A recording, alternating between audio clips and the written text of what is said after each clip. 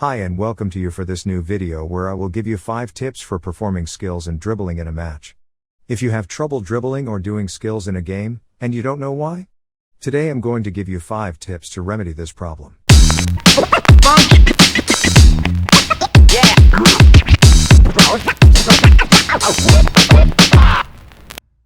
So the first tip, it's very simple, is to practice your skills moves at the same speed as if you were doing them in a match. Don't practice them slowly, where you take your time in this even when you play with your friends. Some players train being nonchalant and then in a match when the speed is much faster they obviously struggle to do them. So that's why it's very important that when you train or practice your skills, whether you're alone or not, you would always strive to achieve them as fast as you can.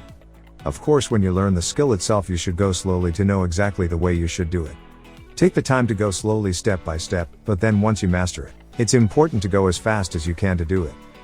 Another point that I would like to bring up in relation to that is to not only improve the skill in itself but also the reflexes. Reflexes are very important for dribbling. Reflexes are what will allow you to dribble in games because when you can spot then react quickly to the movement of a defender and dribble accordingly. It is from that moment that you will be very difficult to stop. So you should not only practice your skills but also your reflexes to react extremely quickly to the movements of defenders. The second tip I would like to give you to know why you're struggling dribbling in games is simple. It is to perform skills according to a situation rather than doing them when you feel like it. I will explain myself. For example, if the defender is more to your right, you shouldn't make a move to go towards your right. Otherwise you will lose the ball unless you want to give him a nutmeg. It would be smarter to use a skill to go on your left. And if the defender however is more on your left then same thing. You shouldn't use a skill to go on your left unless you are trying to nutmeg the defender. In this case, you will also use a skill to go on your right instead and get away. Some players are struggling to recognize these situations and would use the wrong skill in the wrong situation.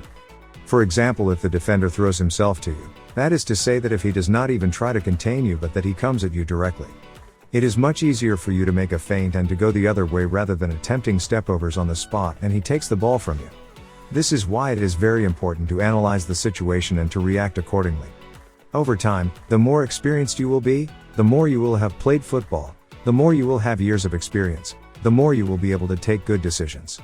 Even the way you are right now, at any level you could always try to choose the right skill according to the given situation or according to where the defender is positioned around you. It is very important, and that is another thing that will help you to dribble and perform skills in a match. The third tip I would like to give is very, very simple. It's about having confidence in yourself and taking risks. You can't become a good dribbler until you have confidence in yourself and take risks. If you never try you are never going to improve, it's that simple. That is to say that a dribbler is certainly someone who manages to eliminate his opponent easily, but it is above all someone who has tried who has failed, who has tried who has succeeded, who has tried who has failed, who tried who succeeded, and with all these experiences, he manages to know what works and what does not. That's why you must always try to take risks, but of course in the favorable areas where you can dribble, which are on the sides and in the opponent's part of the field.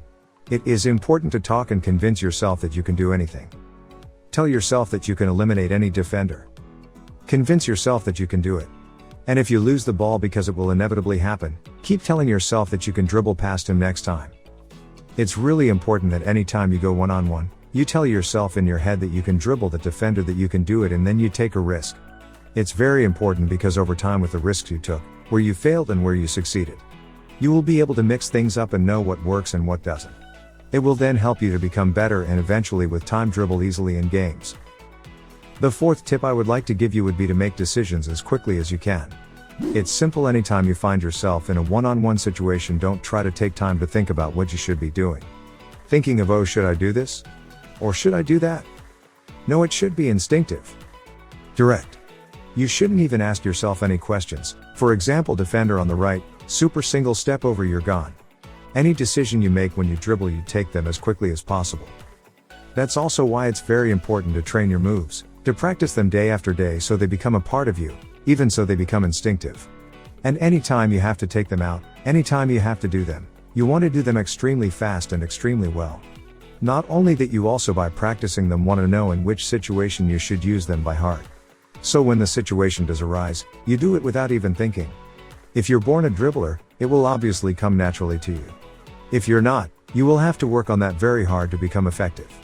So make sure you really push yourself every time you're one-on-one against a defender to make a decision, to choose which dribble you're going to do as quickly as possible. It's really essential. And the final tip I will give you for this video is to reflect on your performance after each match. So every time you finish a game in the changing rooms, think about your performance and more specifically about everything you did good or bad. Find out when, where and why you lost the ball when you were trying to dribble. So try to remember each ball loss you made while trying to dribble and find out why you lost the ball. Did you push the ball too far? Did you make a bad decision? Did you take too long to dribble? With each loss of the ball, try to find out why you lost it so you can improve next time in the same situation. Think about something else that you could have done, so your overall creativity and experience increase. Over time, if you do this exercise regularly, you will notice big improvements and become much more effective in your dribbling. For this tip, the best would be to record your games and re-watch them when at home. If you cannot, then write everything down instead. So that's it for me today. Don't forget all the tips I have gave you to dribble and use skills in a match. If you liked the video, go and check this one out about 5 tips to improve your dribbling instantly, which will give you 5 technical tips to dribble effectively on the pitch. I thank you for watching this video and see you next time.